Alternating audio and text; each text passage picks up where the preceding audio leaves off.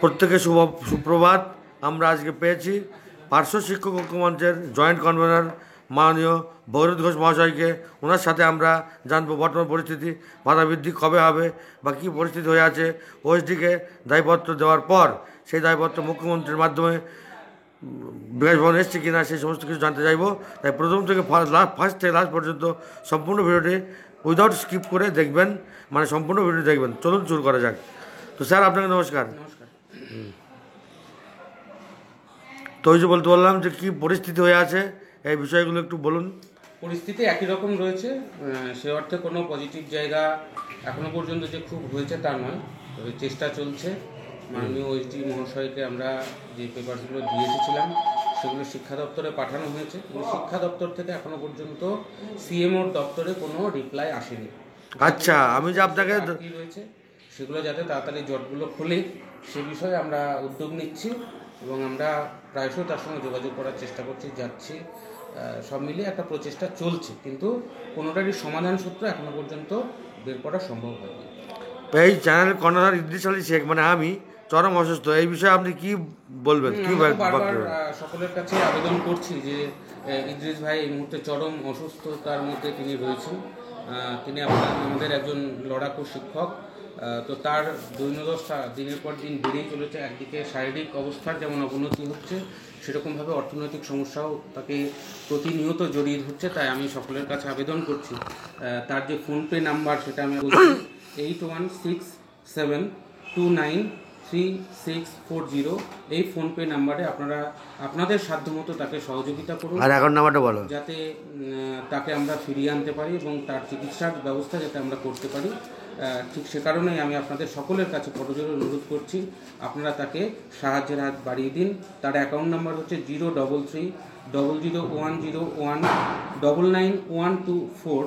IFC code হচ্ছে 00333020। এটা হচ্ছে পিএনবি, পাঞ্জাব ন্যাশনাল ব্যাংকের অ্যাকাউন্ট। সেখানেও আপনারা দিতে পারেন, অথবা যে ফোনপে নাম্বারটা বললাম সেই ফোনপে নাম্বারের মাধ্যমে আপনারা তাকে অর্থ সহযোগিতা করে সে যাতে সুচিকিৎসা পায়, তাকে যাতে আমরা আবার স্বাভাবিক জীবনে ফিরিয়ে আনতে পারি, তার ব্যবস্থা আপনারা সবাই করবেন। এটাই আমি আপনাদের কাছে করজোড়ে অনুরোধ করছি। আপনারা আপনাদের যেটা সাধ্য সেই সাধ্য মতো দেবেন। এবারে একটা প্রশ্ন। তো বন্ধুরা, আপনারা অবশ্যই কেউ ফেরাবেন না, সকলে চেষ্টা করবেন 10 টাকা 20 টাকা থেকে শুরু করে যতটুকু পারবেন, যে মাসে পারবেন সে মাসে দান করবেন। কারণ এইটুকু করলে আপনারা ফকির হবেন না বা গরিব হবেন না, আবার না করলেও বড়লোক হবেন না। তাই একটু সহযোগিতা করবেন। এবার আপনারা জিজ্ঞেস করব যে অনেকে বলছে যে ভাতা বৃদ্ধি আর হবে না, যেটুকু হয়েছে এটুকুতেই শেষ।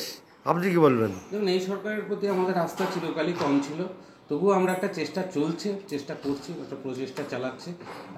সবচেয়ে দুঃখের বিষয় সেটা হচ্ছে আমরা 6 তারিখের কর্মসূচিটা না করার জন্য অনুরোধ করেছিলাম, সেটার কোনো বিরোধিতা করিনি। তো সেটার এফেক্ট কিনা জানি না, যেহেতু তার সঙ্গে আমার সরাসরি সাক্ষাৎ হয়নি। ওএসডি কিন্তু তারপর থেকে আর আমাদের সঙ্গে খুব বেশি যোগাযোগ করছে এমনটি নয়। আমি বহুবার তাকে ফোন করেছি, সেইভাবে রিপ্লাই পাইনি।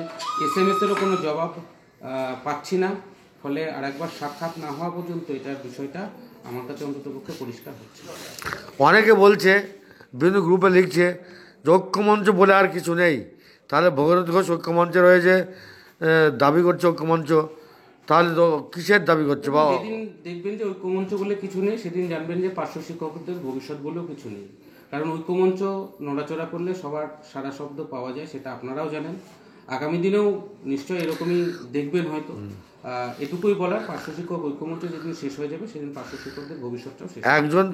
একজন বন্ধু জিজ্ঞেস করেছিল যে ঐক্যমঞ্চে এখন কোন কোন সংগঠন রয়েছে? এখনো বিজেপি পার্শ্ব শিক্ষক মঞ্চ রয়েছে, আমাদের যে গ্রুপটা রয়েছে তারাও রয়েছে। একটা সংগঠন চলে গেল মানে পার্শ্ব শিক্ষক ঐক্যমঞ্চ শেষ হয়ে গেল, বিষয়টা এরকম নয়। আমরা যখন প্রথম শুরু করেছিলাম তখন অনেকগুলো সংগঠনই এসেছিলেন, তারা সবাই শেষ পর্যন্ত ছিলেন না। বিভিন্ন সময় তারা আবার বিভিন্ন সময় তারা আমাদের আন্দোলনগুলোতে যুক্ত হয়েছে।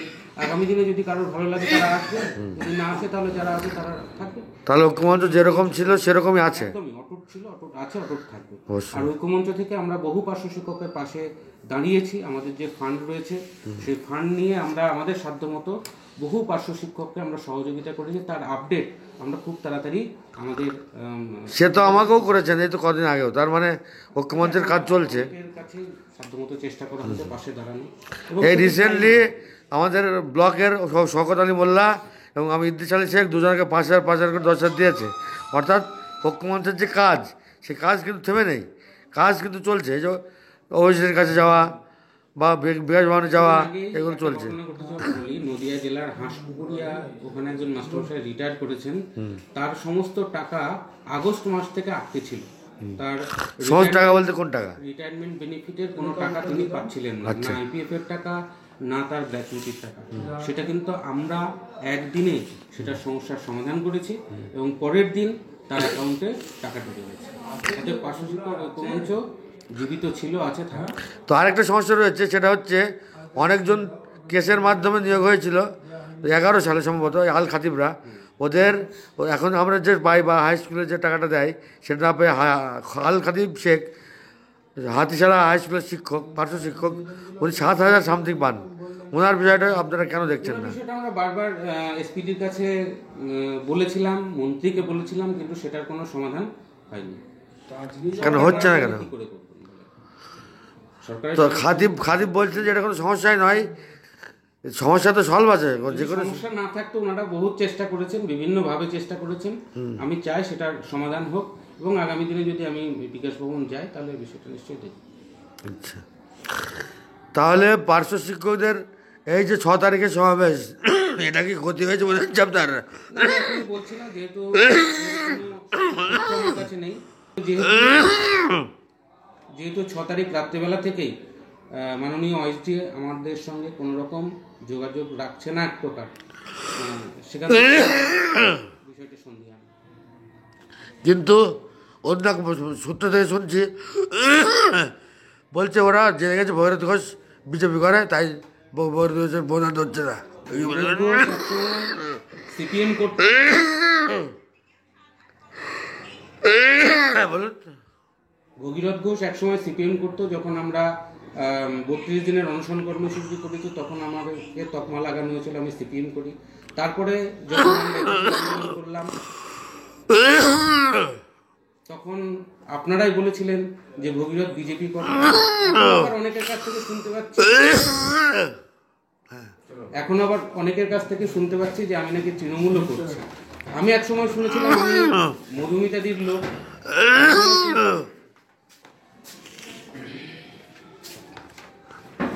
এক সময় শুনতাম শামিনদার লোক, এখন শুনি রঙিউলদার লোক। আপনারা ঠিক করুন আমি কোন লোক, বুঝে ঠিক করুন। তাহলে যে দোষারোপটা লাগানো হচ্ছে যে ও বিজেপির লোক বলে ফোনটা ধরছে না, আগে জানতো না ওএসডি, এখন জেনে গেছে বিজেপির লোক, এটা কিন্তু শিওর বলেছে, আমি শুনেছি।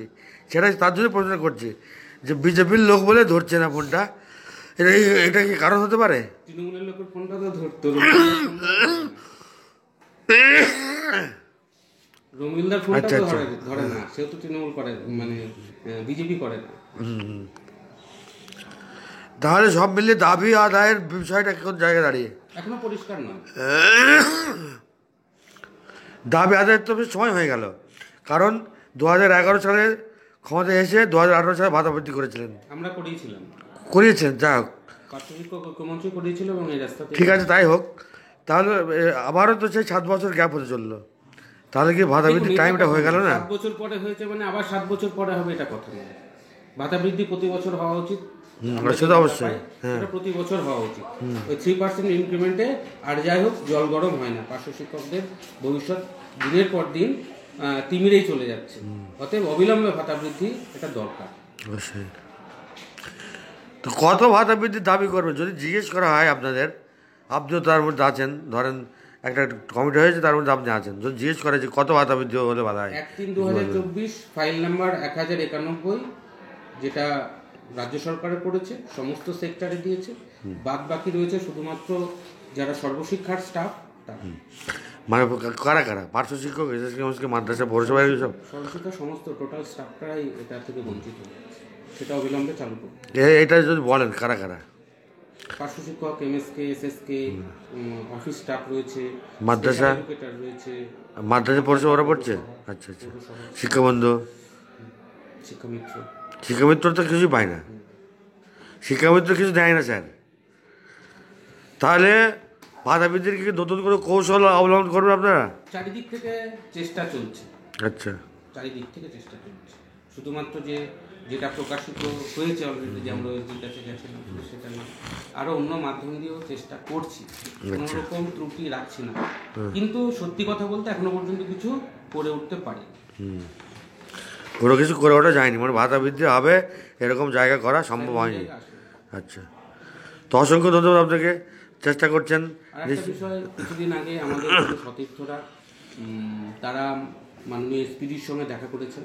সে ভদ্রলোক নাকি বলেছেন কেন্দ্র টাকা দেয়নি বলে হয়নি। তো কেন্দ্র তো 1 বছর আগে থেকে টাকা বন্ধ করে দিয়েছে, তাহলে আমাদের এখন ভাতাটা দিচ্ছে কে? নিশ্চয় রাজ্য সরকার দিচ্ছে। তো ভাতা দেওয়ার দায়িত্ব এসপিডির নয়। ভাতা কোথায় থেকে দেবে, টাকা কোথায় পাবে, তার জন্য অর্থ দপ্তর আছে, তার জন্য একজন মাননীয় মুখ্যমন্ত্রী আছে। অবশ্যই সেটা তার দেখার কথা, এসপিডির নয়। এটা এসপিডিকে আমরা জানিয়ে দিয়ে আসি। তো অসংখ্য ধন্যবাদ আপনাকে গুরুত্বপূর্ণ সাক্ষাৎকার দেওয়ার জন্য। সব কিছু বললেন এবং স্পষ্ট করেই বললেন যে এখন ভাতা বৃদ্ধির কিছুই অনেক সময় ভুল করেন, আমার কথা স্পষ্টই থাকে। তো অসংখ্য ধন্যবাদ আপনাকে। আশা করছি আমাদের দাবি পূরণ হবে খুব শীঘ্রই। বর্তমান সুস্থ, ধন্যবাদ।